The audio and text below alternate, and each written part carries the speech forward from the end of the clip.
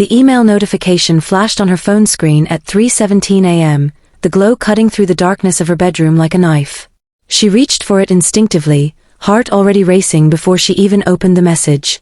The subject line was curt, immediate termination notice. Her fingers trembled as she scrolled through the brief, impersonal text. It read like a corporate form letter, devoid of any acknowledgement of the years she had poured into this company, the late nights, the sacrifices. The new CEO's name signed off at the bottom, cold and final. She sat up in bed, staring at the words until they blurred together. This couldn't be real. Just last week, she'd been in that boardroom, leading the charge to secure $30 million in funding, a milestone that would keep the startup afloat for years to come. Her voice had carried authority then, her ideas sharp and unshakable. And now?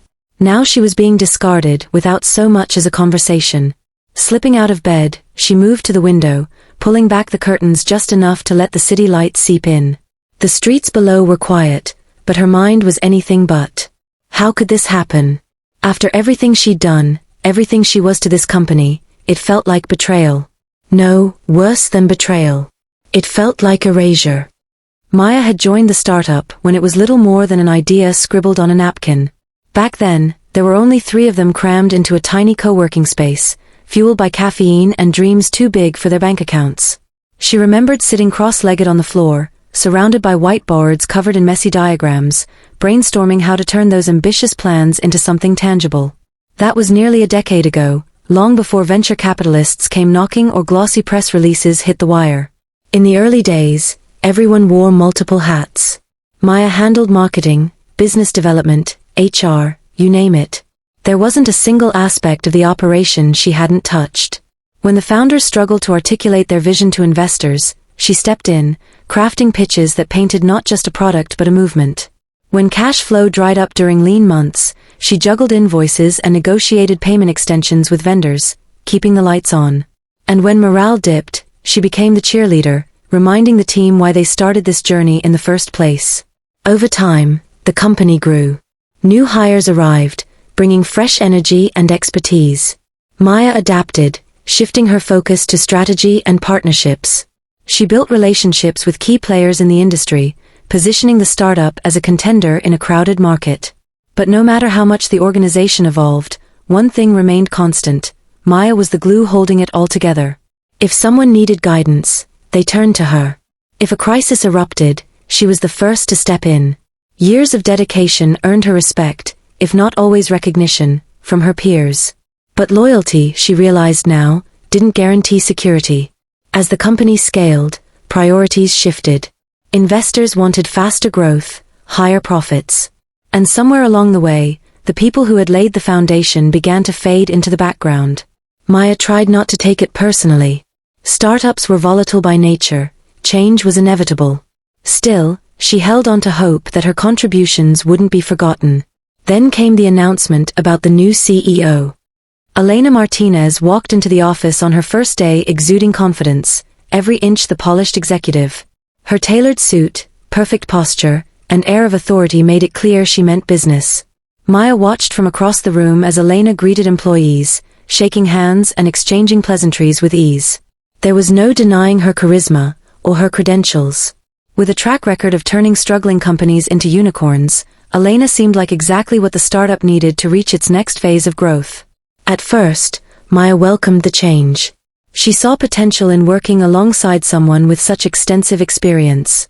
During their initial meetings, Elena asked thoughtful questions, seeking to understand the nuances of the business. She praised Maya's work securing crucial partnerships and expressed admiration for her ability to navigate complex negotiations. For a moment, Maya allowed herself to believe they might form a strong partnership. But cracks began to show almost immediately. Elena's leadership style was aggressive, bordering on ruthless. Decisions were made swiftly, often without consulting the very people who had built the systems being dismantled. Longtime employees found themselves sidelined, their voices drowned out by Elena's vision for streamlining operations. Meetings that once fostered collaboration turned into monologues, with Elena dictating directives rather than soliciting input. Still, Maya tried to adapt. She threw herself into projects, determined to prove her value. Securing the $30 million funding round became her mission, a chance to demonstrate that she was still indispensable. Late nights blurred into early mornings as she worked tirelessly to prepare for investor pitches, fine-tuning every detail until it gleamed. The day the deal closed, the entire office erupted in celebration. Even Elena acknowledged Maya's role in making it happen, offering a rare smile and a brief nod of approval. It was fleeting, though. Within weeks, Maya noticed subtle shifts. Conversations with Elena grew shorter, more transactional. Colleagues whispered about restructuring plans, hinting at layoffs. Then came the rumors, whispers that Elena viewed certain senior staff as liabilities, relics of a past era ill-suited for the company's future trajectory. Maya dismissed them at first, refusing to believe she could be seen as expendable. Until the email arrived. Now, standing alone in her darkened apartment, Maya replayed every interaction with Elena, searching for signs she'd missed. Had the new CEO always viewed her as disposable? Or had Maya simply failed to evolve quickly enough to meet the demands of this new chapter? Either way, the truth stung. She had given everything to this company, and in return, she was being cast aside. By morning, anger had replaced shock. Maya dressed carefully, choosing an outfit that screamed professionalism despite the turmoil brewing inside her. This wasn't over, not yet. She deserved answers, and she intended to get them. When she arrived at the office, heads turned. Whispers followed her down the hallway, but she ignored them, striding straight toward Elena's corner office. Without waiting for permission, she pushed open the door and stepped inside. Elena looked up from her laptop, eyebrows raised in mild surprise. "Can I help you?" she asked coolly, leaning back in her chair. "You fired me," Maya said, her voice steady despite the storm raging within. No warning, no explanation. Just an email. Elena gestured to the chair across from her desk. "Please sit." "I'd rather stand." A flicker of irritation crossed Elena's face, but she masked it quickly. "I understand this must be difficult for you," she began, her tone measured. "But sometimes tough decisions have to be made for the good of the company." "Tough decisions?" Maya repeated, incredulous. "You're firing me, a person who has literally kept this company alive. For what? To bring in someone younger? Cheaper? More aligned with your vision?" "It's not personal," Elena said, though her expression suggested otherwise. "We're entering a new phase of growth. Different skills are required now." "Different skills?" Maya shot back. "I secured $30 million in funding. Does that count for nothing?" Elena sighed, as if dealing with an unruly child. "Your contributions have been valuable, yes. But we need leaders who can scale with us. Who can execute my strategies without hesitation." "So that's it?" Maya demanded. "You don't care about loyalty, about history, about the fact that I've been here since day one? You're willing to throw all of that away because I'm not some shiny new hire?" Elena stood, leveling her gaze at Maya. "Business isn't about sentiment. It's about results. And right now, I need results that align with where we're headed." The words hit like a punch to the gut. Maya opened her mouth to respond, but nothing came out. Instead, she turned and walked out of the office, leaving Elena behind. Back at her desk, Maya stared blankly at the items she'd begun packing into a cardboard box. A framed photo of the original team smiled up at her, frozen in time. Next to it sat a stack of awards and accolades, tokens of recognition that suddenly felt hollow. Each object she placed in the box carried weight, memories etched into their surfaces. As she worked, colleagues stopped by, offering condolences and awkward hugs. Some promised to stay in touch, others avoided eye contact altogether. Through it all, Maya maintained a calm exterior, though inside, she felt like screaming. How could they let this happen? Didn't anyone else see how wrong it was? By noon, most of her belongings were packed. All that remained was the laptop provided by the company. Logging in one last time, she forwarded important files to her personal account and deleted her work email. As she powered it down, a notification popped up, a calendar invite from Elena titled Exit Interview. Maya laughed bitterly, declining the request without a second thought. Grabbing the box, she made her way to the elevator, ignoring the sympathetic glances from coworkers. The doors slid open, revealing Elena standing inside, phone pressed to her ear. For a moment, they locked eyes, neither speaking. Then the elevator descended, carrying Maya away from the place she'd called home for nearly a decade.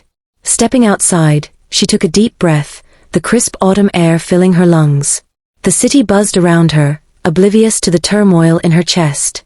She didn't know what came next, but one thing was certain: she refused to let this define her. Whatever happened moving forward, she vowed to rise above it, to prove that her worth extended far beyond the confines of a single company. And with that, Maya set off down the street, box in hand, ready to face whatever lay ahead. The rhythmic clatter of her heels against the pavement was the only sound Maya allowed herself to focus on as she walked away from the building that had once been her second home. Each step felt deliberate, grounding her in the present moment when all she wanted to do was spiral into anger or despair. She couldn't decide which emotion burned hotter, rage at the injustice of it all, or the sharp sting of rejection. For now though, she kept moving forward, clutching the box tighter with each stride. By the time she reached the corner cafe 2 blocks away, her hands were trembling slightly. She hesitated outside for a moment, staring through the glass windows at the cozy interior bathed in warm light. It was one of those places where regulars claimed their favorite seats and baristas remembered your order without asking. Maya used to come here often during lunch breaks, back when life felt simpler. Back when she still believed hard work and loyalty would be enough. Pushing open the door, she stepped inside, the familiar scent of roasted coffee beans wrapping around her like an old friend. The barista behind the counter glanced up and gave her a polite smile. "The usual?" he asked, already reaching for a cup. Maya froze. Her usual. That simple phrase carried so much weight now, a reminder of routines shattered, identities questioned. She shook her head quickly, forcing a tight smile. "Just a black coffee today," she said, placing a crumpled bill on the counter. "To go." As she waited for her drink, she leaned against the counter, trying to steady her breathing. The cafe buzzed with quiet conversations and the hum of espresso machines, but none of it reached her. Instead, fragments of memories flooded her mind, late-night brainstorming sessions fueled by cold coffee, celebratory toasts over lattes after closing big deals, even casual chats with colleagues about weekend plans.